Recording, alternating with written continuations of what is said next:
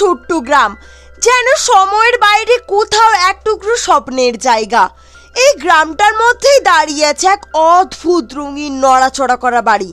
নাম তার কাশিতা। এটা একটা সাধারণ বাড়ি না, এটা একেবারে জীবন্ত। দরজা, জানলা, মেঝে সব কিছুই নিজের মতো চলে। এই বাড়িতে বাস করে ম্যাড্রিডাল পরিবার।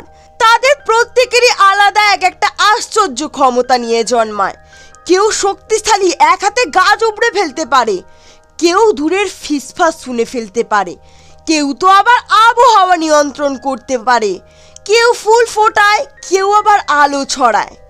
এই ক্ষমতাগুলোর উৎস একটা জাদু মোমবাতি, যা অনেক বছর আগে ম্যাড্রিডাল পরিবারের আবুয়েলা আলমা পেয়েছিলেন।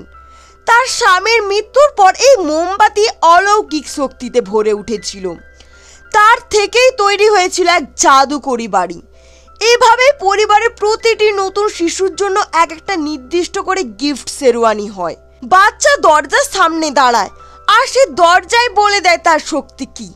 কিন্তু এই গল্পে আছে একজন অদ্ভুত ব্যতিক্রম। তার নাম মিরাবেল। যেদিন তার গিফট শেরওয়ানি হয় সেদিন কোনো দরজা খোলেনি, কোনো আলো জ্বলেনি, কেউ বুঝতেই পারেনি কেন।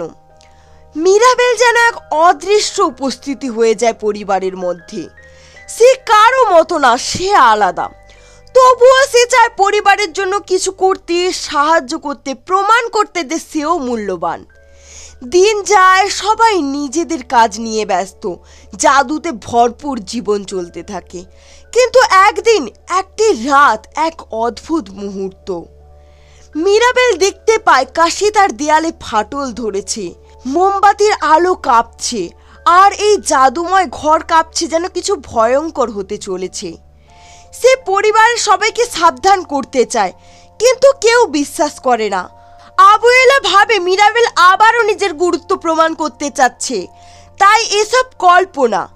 কিন্তু মিরাবেল জানে কিছু একটা গন্ডগোল হচ্ছে, কিছু একটা গভীর নষ্ট হয়ে যাচ্ছে।